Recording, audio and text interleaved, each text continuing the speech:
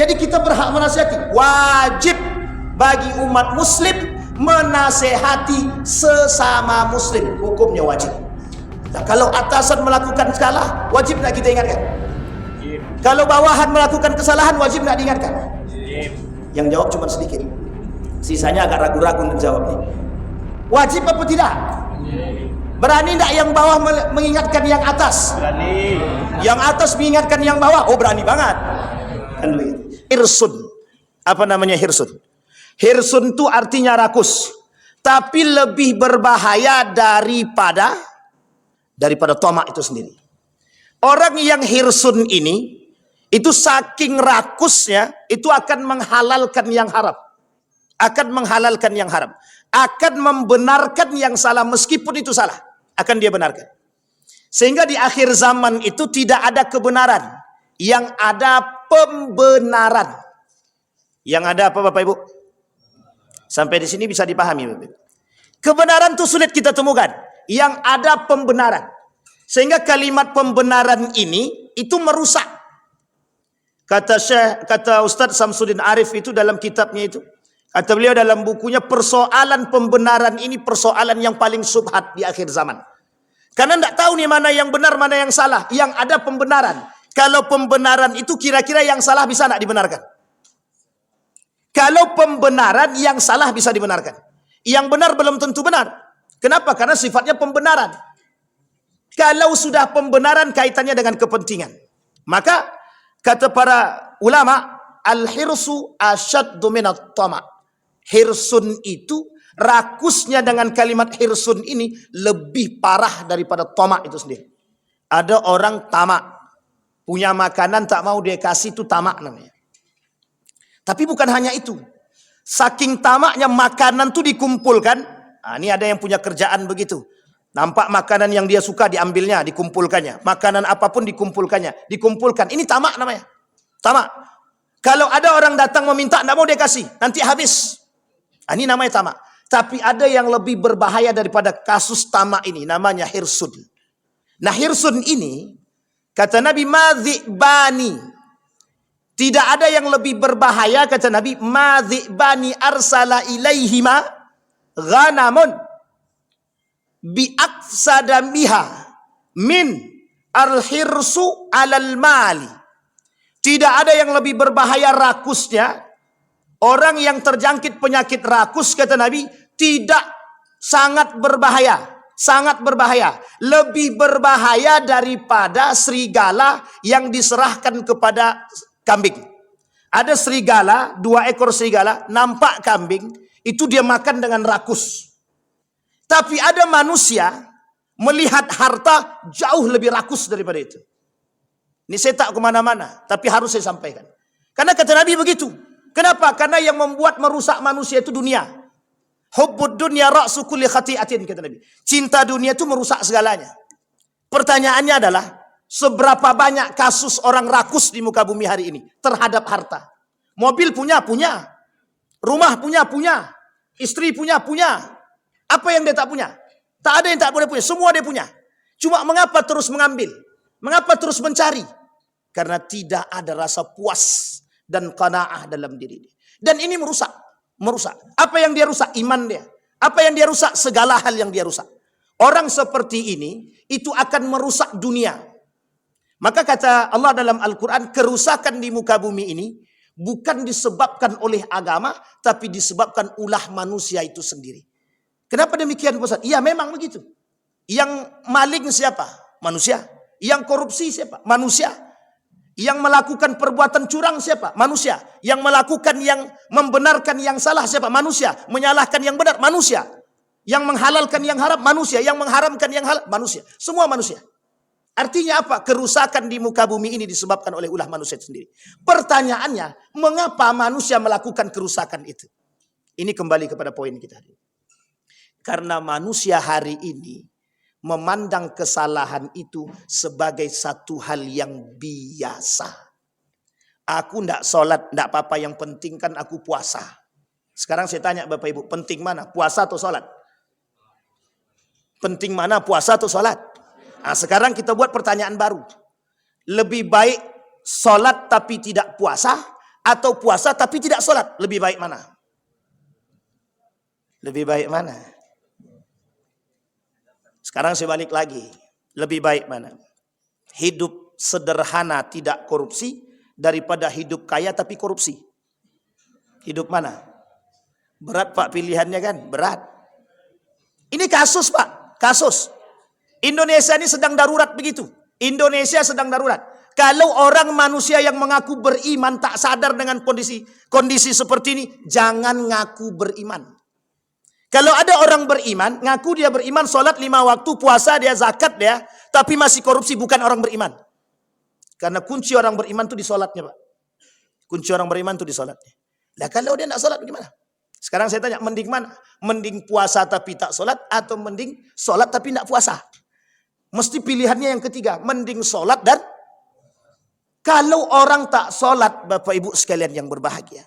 Bapak Ibu rajin zakat, rajin puasa, rajin sedekah. Tidak ada gunanya di hadapan Allah. Itu semua tidak ada kalau tak sholat. Tidak ada gunanya. Karena penyakit kita hari ini, kata Syamsuddin Arif itu, penyakit umat manusia hari ini, itu penyakit mendingan. Tidak apa-apalah aku tidak sholat. Yang penting aku kan udah puasa. Mending aku bisa puasa. Ini kalimat mendingan. Kalimat mendingan ini kalimat penyakit yang merusak. Sehingga ini terbebani pada diri kita hari ini Bapak Ibu. Apa yang terjadi dengan kita hari ini? Ini penyebab. Jauhnya manusia daripada iman merusak segalanya. Maka kuncinya apa? Kembali kepada iman. Kembali kepada iman. Kenapa banyak terjadi orang-orang minum khamar? Mohon maaf tuh minum-minuman khamar itu banyak hari ini tak mau lagi tertutup. Jualannya terbuka saja. Mereka jualan bir bintang terbuka. Kenapa? Karena orang kita diam semua. Sebanyak ini orang yang tahu akan keharaman minuman keras, tidak ada tuh yang menegur satupun. Kenapa kita tak berani menegur? Takut. Nanti kalau kita tegur masalah. Semua orang beriman diam, kemungkaran merajalela. Itu kenapa perzinahan merajalela begitu. Kenapa? Karena kita diam dengan perzinahan itu. Kita diam dengan kemungkaran. Kita diam dengan perzinahan. Kita diam dengan orang minum khamar. Orang minum khamar terang-terangan. Hari ini kita begitu. Makanya Bapak Ibu sekalian yang berbahagia, mengapa pentingnya pembentukan karakter? Nah, bulan suci Ramadan itu tujuannya membentuk karakter. Kalau cuma sekedar menahan haus dan lapar, itu semua orang bisa Pak. Tapi yang terpenting itu bukan haus dan lapar. Bagaimana menahan tangan ini untuk tidak mengambil haknya? Ini bukan hakku, kalau aku ambil bahaya. Bapak Ibu bayangkan 1 triliun bisa menghidupi berapa banyak orang miskin? Lah kok bisa satu manusia mengambil 1 triliun? Itu apa? Dalilnya apa? Ketidakpuasan. Dalilnya apa? Kepentingan. Dalilnya apa? Hawa nafsu. Dalilnya apa? Rakus. Manusia-manusia seperti ini rakus. Kenapa? Kalau dia berbicara dengan iman, tidak mungkin dia lakukan. Tidak akan mungkin dia lakukan. Maka Bapak Ibu sekalian yang berbahagia, Ramadan pembentuk karakter. Jangan sampai tangan ini kelak yang menjadi saksi. Innas sam'a wal absar wal fuad kullu ulaika kana anhu mas'ula. Besok bertanggung jawab. Si fulan, kau korupsi apa tidak? Tidak ya Allah. Yang ngomong bukan lidah, yang ngomong tangan. Apa kata tangan? Iya, aku melakukan. Coba bayangkan, berat apa tak berat? Cuman kan orang sekarang berpikiran sederhana saja. Itu kan di akhirat. Ntar juga bisa tobat. Kalau hidup. Ini namanya penyakit murjiah namanya. Ada nama kelompok namanya murjiah. Yang memudah-mudahkan dosa. Nah ini kata Imam Al-Ghazali. Orang seperti ini sedang meremehkan dosa. Orang yang meremehkan seperti ini kata Imam Al-Ghazali. Orang yang tertipu dengan dunia. Sampai di sini bisa dipahami Bapak Ibu. Kalau agak keras sampaikan aja Bapak Ibu. Agak keras sekali lah, itu tidak apa-apa. Biar kita semua sadar juga kan. Karena Bapak Ibu sekalian yang berbahagia, nggak usah jauh-jauh Bapak Ibu. Riau ini sedang darurat. Darurat kemungkaran.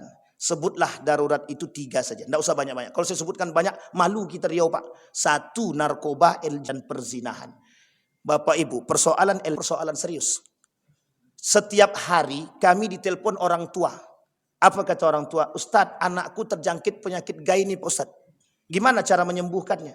Bapak Ibu, saya tanya sama Bapak Ibu, bagaimana cara menyembuhkan penyakit gay?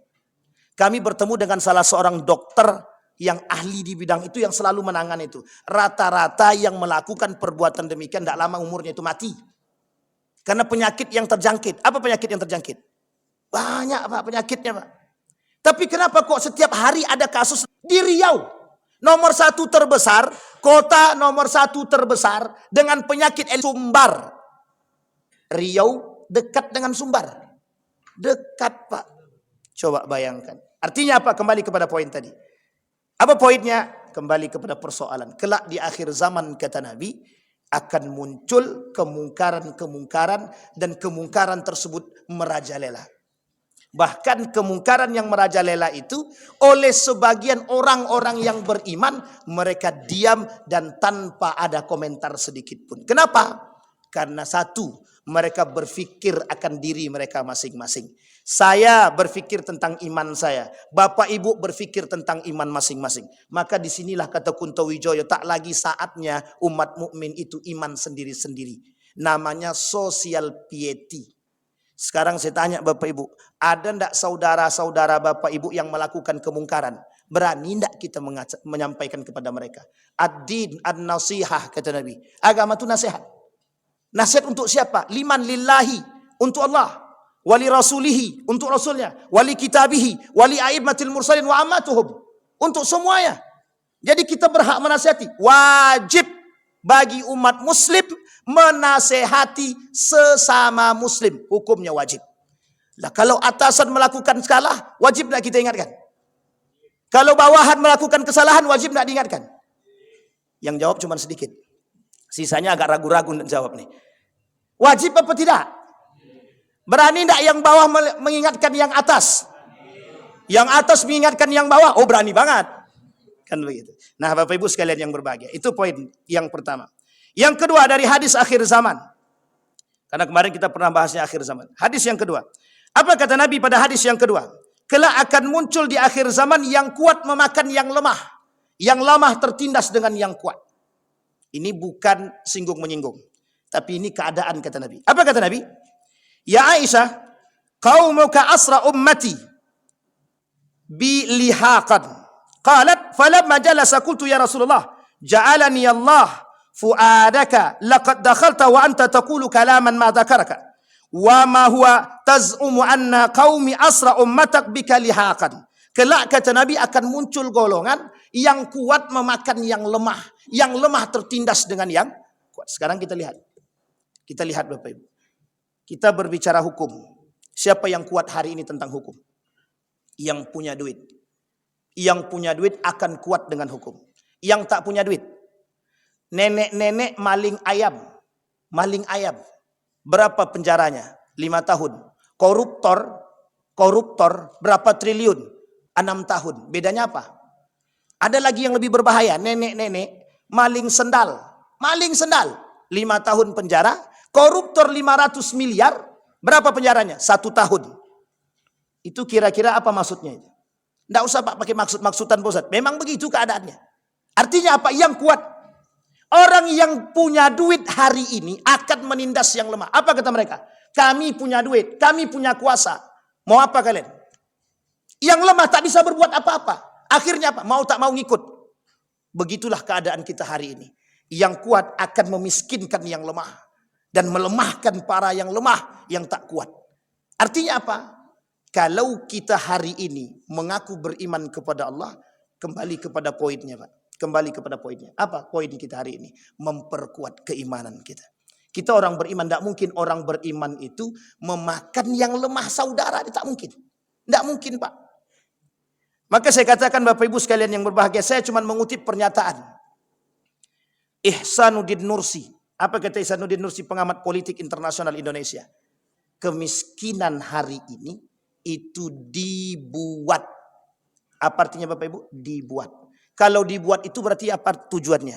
Jadi memiskinkan manusia. Cuma 2 tujuan Yahudi Bapak Ibu. Dalam buku ensiklopedia Yahudi, cuma 2 tujuan Yahudi. 1 memiskinkan, yang kedua mempunahkan. Jadi Bapak Ibu cerna baik-baik kalimat 2 ini.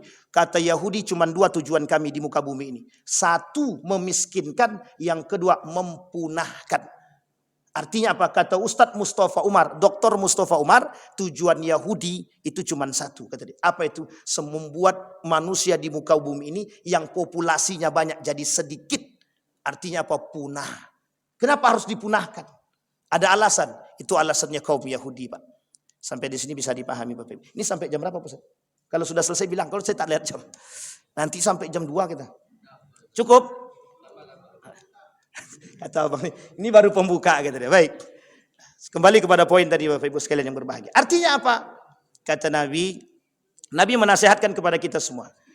Nabi bilang begini dalam hadisnya. Kata Nabi kepada Ibnu Abbas, "Kuntu khalfan Nabi sallallahu alaihi wasallam." Kata Nabi, "Ya ghulam, ihfazillah yahfazka." Hei anak Bani Adam, hei Ibnu Abbas, hei anak muda kata Nabi, "Ihfazillah yahfazka." Jaga oleh kalian nilai agama. Tidak mencuri, tidak menyakiti, tidak berbuat dosa, itu nilai agama yang harus kita jaga.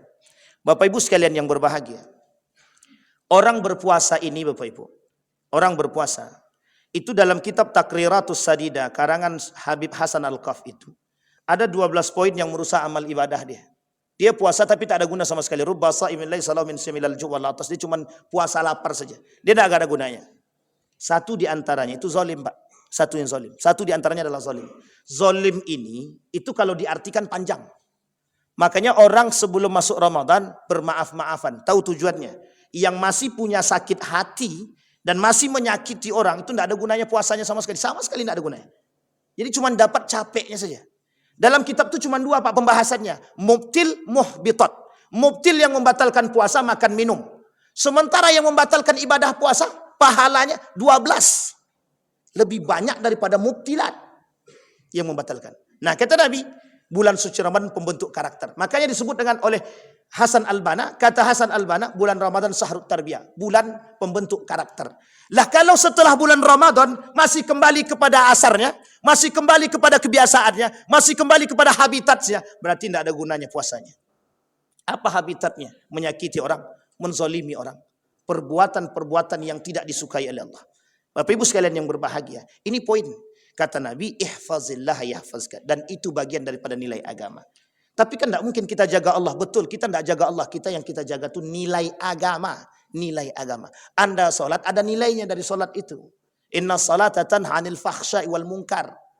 Orang sholat mencegah perbuatan keji dan mungkar. Pertanyaannya, aku pelaku kemungkaran. Loh kalau sholat, harusnya sholatnya bisa mencegah perbuatan itu. Kata Abdurrahman Siddiq Al-Banjari, kalaulah dia sholat tapi tidak mampu merubah perbuatan kemungkaran yang dia lakukan, berarti sholatnya nggak ada gunanya. Sholatnya nggak benar. Maka Bapak Ibu jangan mengaku beriman kalau sholat kita nggak benar. Jangan mengaku beriman kalau kita puasa tapi kita tidak sholat. Karena pembahasan sholat ini oleh ulama panjang sekali. Bahkan Allah sebutkan dalam Al-Quran, orang yang sengaja meninggalkan sholat, nerakanya jahanam. Kalau cuma lalai, kata Ibnu Katsir, meninggalkan sholat, nerakanya neraka sakor. Itu lalai itu. Orang lalai meninggalkan sholat, lalai dengan sholat, nerakanya sakor. Ibnu Katsir. Sengaja meninggalkan sholat, nerakanya jahanam. Kenapa kok jahanam? Karena orang munafik saja, yang tidak sholat cuma subuh dengan isya, kategorinya munafik. Orang munafik nerakanya mana? Jahanam. Innal munafiqina wal kafirina innallaha jami'al munafiqina wal kafirina fi jahannam jami'an. Sampai di sini bisa dipahami Bapak Ibu? Cukup aman atau tak aman? Aman ya Bapak Ibu ya. Artinya Bapak Ibu kata Nabi, kembali kepada jaga nilai agama, niscaya Allah akan menjagamu. Ada kalimat selanjutnya Bapak Ibu, jaga oleh kalian nilai agama. Ihfazillaha, ini kalimat yang harus kita lingkari terakhir sebelum kita tutup. Ihfazillaha tajid tujahak. Jagalah olehmu nilai agama, apapun yang kalian minta aku kasih. 968 triliun. Kalau meminta kepada Allah pasti Allah kasih.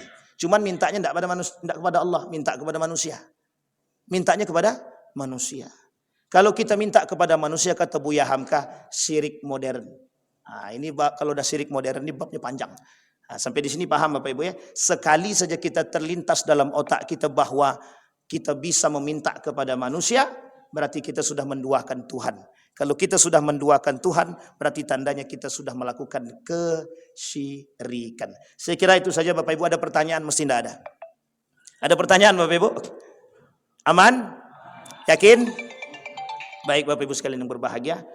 Sebelum kita tutup, mari sama-sama kita berdoa kepada Allah. Mudah-mudahan apa yang kita sampaikan di zuhur hari ini bisa bermanfaat bagi kita, bisa semakin memperkuat iman kita, bisa semakin membuat kita atau menjadikan kita orang-orang yang betul-betul beriman di bulan suci Ramadan. Mudah-mudahan kelak Ramadan kita menjadi Ramadan penuh berkah dan husnul khatimah, dan tak kembali kepada kesesatan dan kemungkaran. A'udzubillahi minasyaitonirrajim. Bismillahirrahmanirrahim. Alhamdulillahirabbil alamin, hamdan syakirin, hamdan naimin, hamdan yuwafi ni'amahu wa yukafi'u mazidah. Ya Rabbana lakal hamdu kama yanbaghi li jalali wajhikal karim wa azim sultanik. Allahumma salli ala Muhammad wa ala ali Muhammad fil alamin innaka Hamidum Majid. Ya Hayyun ya Qayyum ya Fattah ya Alim ya Aziz ya Ghaffar ya Rabbal alamin. Allahumma faqihna fid din wa 'allimna ta'wil. Allahumma ij'al tajammu'ana tajammu'an marhumah waj'al tafarruqana min ba'dihi tafarruqan ma'sumah. Allahumma ighfir lana dhunubana wa kaffir 'anna sayyi'atina wa tawaffana ma'al abrar. Allahumma ikhtibna bi husnil khatimah wa la takhtibna illa bi husnil khatimah. Allahumma a'idna ala dhikrika wa syukrika wa husna ibadatik. Allahumma ansur man nasara ad-din wa akhdhul man khadhala al-muslimin. Allahumma ansur ikhwanana al-mujahidin fi Palestin wa fi Gaza wa fi kulli makan. Allahumma dammir al-yahud. Allahumma ahlikil kafarata wal mubtadi'ata wal musyrikin a'da'aka a'da' ad-din. Rabbana atina fid dunya hasanah wa fil akhirati hasanah wa qina azaban nar. Walhamdulillahi rabbil alamin. Assalamualaikum warahmatullahi wabarakatuh.